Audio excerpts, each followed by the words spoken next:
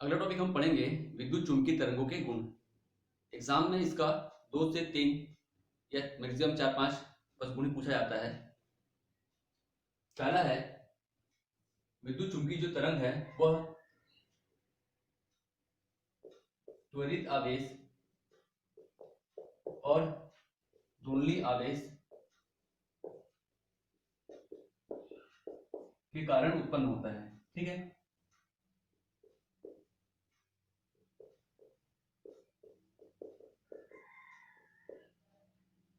दूसरा गुण हम लिखेंगे, इसे गमन करने के लिए माध्यम का आवश्यकता नहीं होता है, मतलब यह निर्वात में भी गमन कर सकता है। तो हम लिखेंगे निर्वात में भी गमन कर सकता है, माध्यम की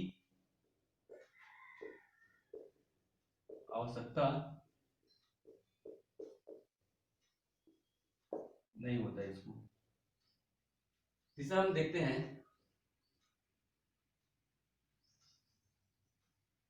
विद्युत चुम्बकीय तरंग की प्रकृति जो होती है वह अनुप्रस्थ प्रकृति की होती है।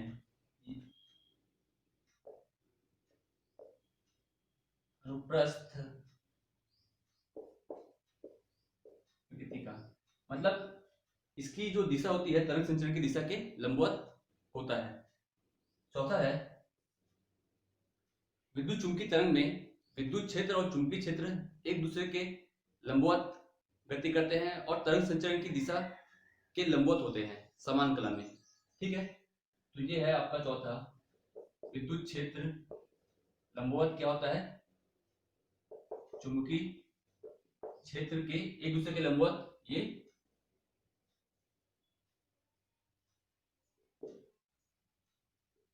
होते हैं और तरंग संचरण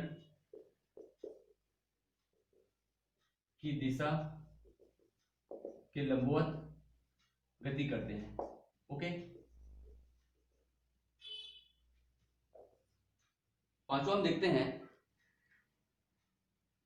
विद्युत चुम्बकीय तरंग का जो वेग होता है इसका चुंबकीय क्षेत्र का आयाम और आपका विद्युत क्षेत्र का आयाम का अनुपात जो होता है, इसमें हम लिखेंगे विद्युत चुम्बकीय तरंग का जो वेग है यह हम 4 लिखेंगे, वह विद्युत क्षेत्र के आयाम और चुंबकीय क्षेत्र के आयाम के अनुपात के बराबर होता है। मतलब इसको हम लिखेंगे C equal to E not upon V not या E0 अपॉन V0, जहां C प्रकाश के चाल के बराबर है। छठवां हमारा है विद्युत चुम्बकीय तरंगे ध्रुवण का गुण प्रदर्शित करता है। चूंकि यह अनुप्रस्थ तरंग है और अनुप्रस्थ तरंगे ही ध्रुवण का गुण प्रदर्शित करता है, इसलिए ये ध्रुवण का गुण प्रदर्शित करता है। यह हम कह सकते हैं कि यह ध्रुवित तरंगे होती है और यह परावर्तन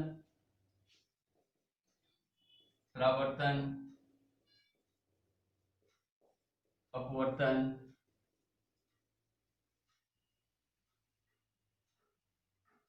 व्यतिकरण विवर्तन ये सब का गुण प्रदर्शित करता है विद्युत चुम्बकीय तरंग। सातवां है विद्युत चुम्बकीय तरंग ऊर्जा के स्थानांतरण करता है, क्योंकि तरंग जो है वह लहर की भांति होता है और यही तरंग ऊर्जा का स्थानांतरण करता है। ठीक है, ये तरंगे ऊर्जा का स्थानांतरण करते हैं। अगला टॉपिक हम पढ़ते हैं विद्युत चुम्बकीय तरंगे, यांत्रिक तरंगे और ध्वनिक तरंगों के मध्य संबंध या हम अंतर देखते हैं। पहला है विद्युत चुम्बकीय तरंगे, ये अनुप्रस्थ तरंगे होती है यांत्रिक तरंग जो होता है यह अनुप्रस्थ और अनुदैर्ध्य दोनों प्रकृति का होता है। ठीक है, यह अनुप्रस्थ तरंगे या अनुदैर्ध्य तरंगे होती है और ध्वनि तरंगे ये अनुदैर्ध्य तरंगे होती है। ठीक है, अनुप्रस्थ और अनुदैर्ध्य का से तात्पर्य है अनुप्रस्थ तरंगे तरंग संचरण की दिशा के लंबवत गति करती है और अनुदैर्ध्य तरंगे तरंग संचरण की दिशा के अनुदिश गति करती है। ठीक है, यह तरंग संचरण का दिशा यदि इस प्रकार है तो यह तरंग संचरण की दिशा के लंबवत गति करता है अनुप्रस्थ तरंगे, और अनुदैर्ध्य तरंगे तरंग संचरण की दिशा की अनुदिश गति करता है।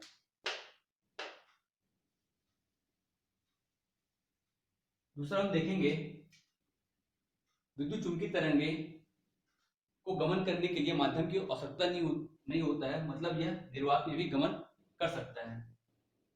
ठीक है, दूसरा ये निर्वात में भी गमन कर सकता है, मतलब इसको माध्यम की आवश्यकता नहीं होती है। यांत्रिक तरंगों को गमन करने के लिए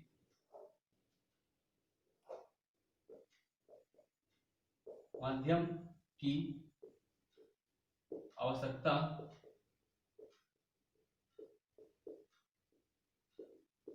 होता है और इसे भी गमन करने के लिए माध्यम की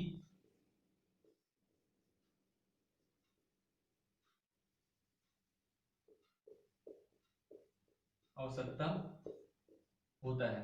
ठीक है, तीसरा हम देखते हैं विद्युत चुंबकीय तरंगे विद्युत तरंग और चुंबकीय तरंगों के दोलन करने से उत्पन्न होता है। यह जो तरंग है विद्युत तरंग और चुंबकीय तरंग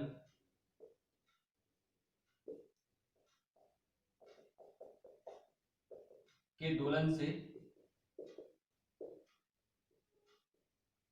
उत्पन्न होता है। यांत्रिक तरंगे माध्यम में कणों के दोलन से उत्पन्न होता है। ये तरंग माध्यम में कणों के दोलन से उत्पन्न होता है। ठीक है, और ये तरंगे भी माध्यम में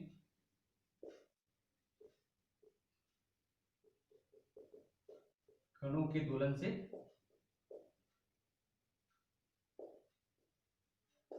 उत्पन्न होता है। चौथा हम देखते हैं इस तरंग का वेग अत्यधिक होता है। इसका वेग जो होता है इस तरंग का जो वेग है विद्युत चुंबकीय तरंग का वेग होता है 308 गुणा 10 की घात 8 3 इंटू 10 की पावर 8 मीटर प्रति सेकंड। इस तरंगों का जो वेग है वह होता है 332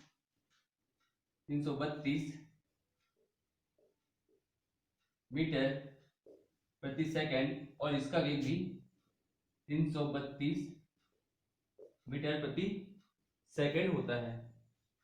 ठीक है, यह 0 डिग्री सेंटीग्रेड पर है इसका वेग, और इसका वेग भी 332 मीटर प्रति सेकंड 0 डिग्री सेंटीग्रेड पर है।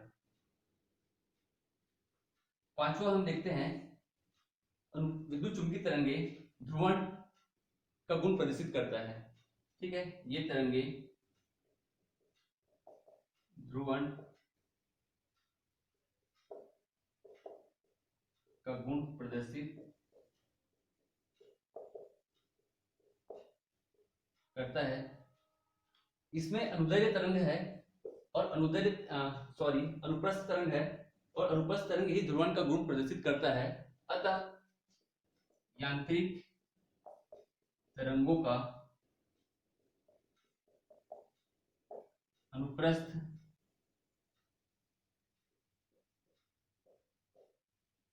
तरंग ही ध्रुवण का गुण प्रदर्शित करता है। और ये जो तरंग है, क्योंकि यह अनुदैर्घ्य तरंग है, इसलिए ये तरंग ध्रुवण का गुण प्रदर्शित नहीं करते।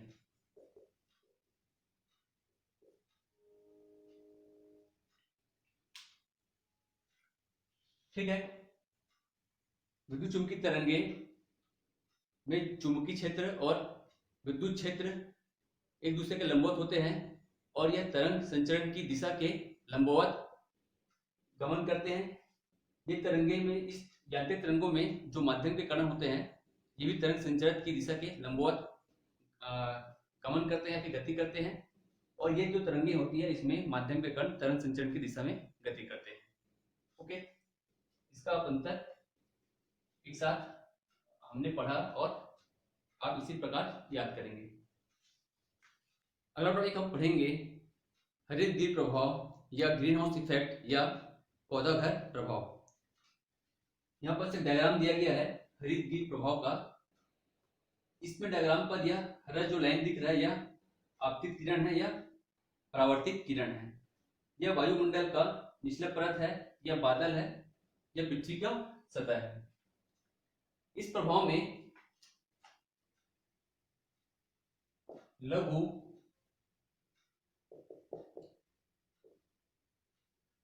तरंगदैर्घ्य की अवरक्त तरंगे पृथ्वी पर आपतित होता है और इस सतह पर, पृथ्वी की सतह पर टकराकर यह गर्म हो जाता है और दीर्घ तरंगदैर्घ्य की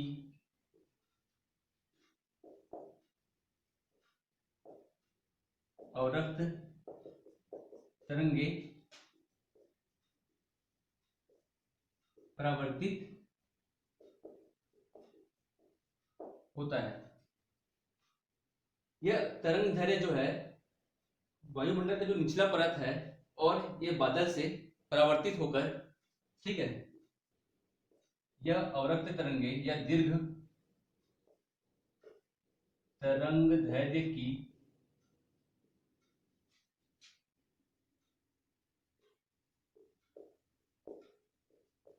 अवरक्त तरंगे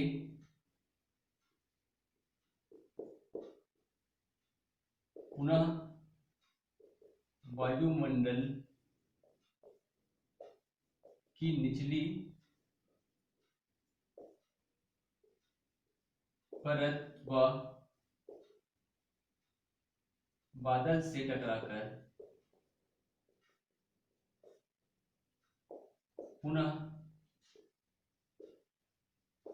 पृथ्वी के टकराकर प्रवर्तित होता है और पुनः पृथ्वी के वातावरण को गर्म कर देता है।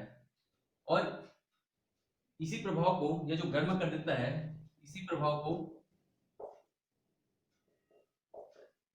को हरित गृह प्रभाव कहते हैं। ठीक है।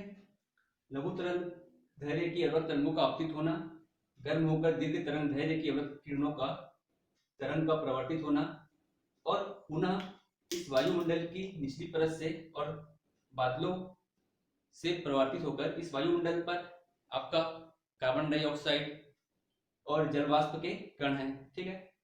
इनके जरिए फिर से इस बीच वाला जो वातावरण है, इसका तापमान गर्म बना रहना ही हरितगृह प्रभाव कहलाता है। इसे हम पौधा घर प्रभाव भी कहते हैं, क्योंकि पौधा घर जो है इसी कॉन्सेप्ट पर कार्य करता है। यहाँ पर हम यह जो पौधा घर होता है,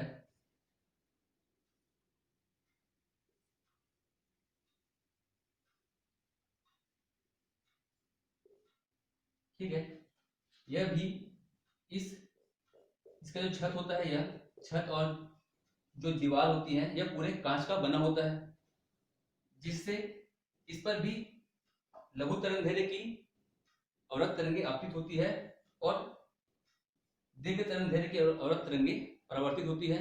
लेकिन यह बाहर न निकलकर कांच से टकराकर इसी वातावरण में बने रहती है और इसका टेम्परेचर जो होता है, इस बंद वातावरण का टेम्परेचर गर्म बना रहता है, जो कि पौधों के वृद्धि के लिए बहुत फायदेमंद होता है, आवश्यक होता है। और